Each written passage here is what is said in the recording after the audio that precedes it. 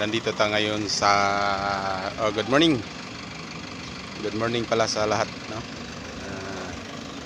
Sa lahat ng nagsubaybay sa ating tawag nito, mga videos. So nandito tayo ngayon sa sa Baclayon Church. So ito pinupuntahan pa rin natin to kasi part of work sa tourist. So yan, meron tayong video papakita, mag-video tayo. Ayan guys, ayan.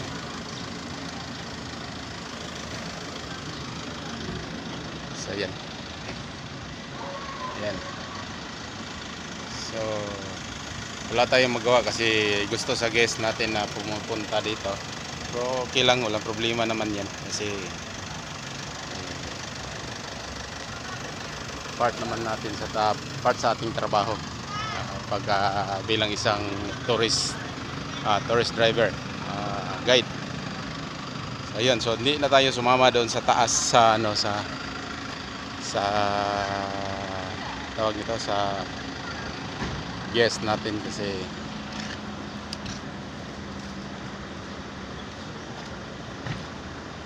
may mga naman doon, may mga tawag nito, may nag-guide sa taas.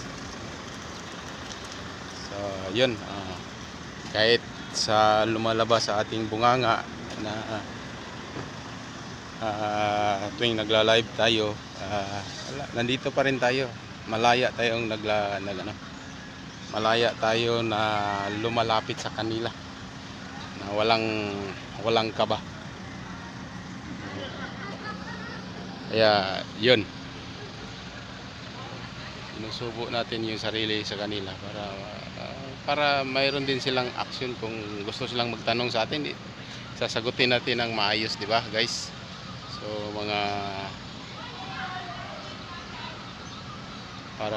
para malaman din nila ang katotohanan sa kung ano talaga ang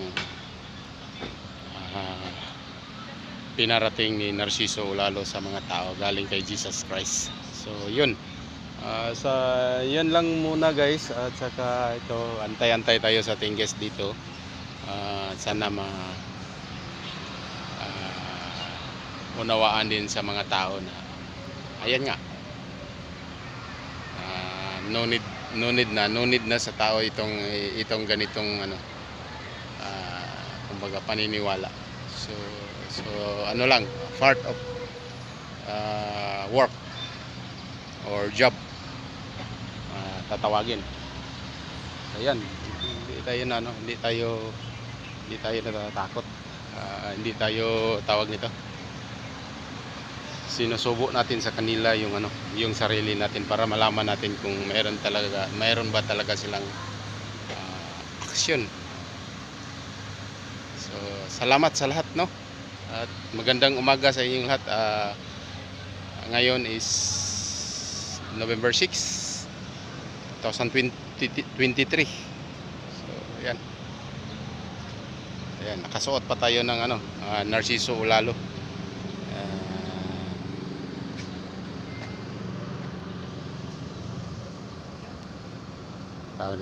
Patong natin para makita yung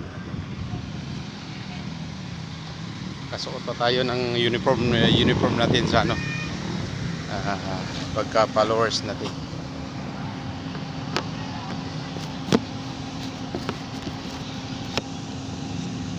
So ayan guys, diba, suot tayo ng uniform, kita ba?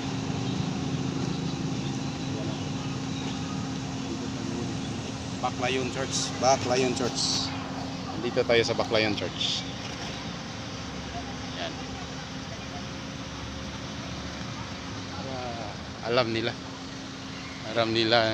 mayroon tayong pinaglaban sa sarili natin na tinutulungan natin at pinaparating sa kanila ang katotohanan.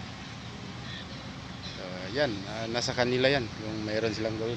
Andyan, nandito tayo sa bakuran nila. Malayang malaya. yun, maraming salamat at magandang umaga sa lahat. Bye-bye.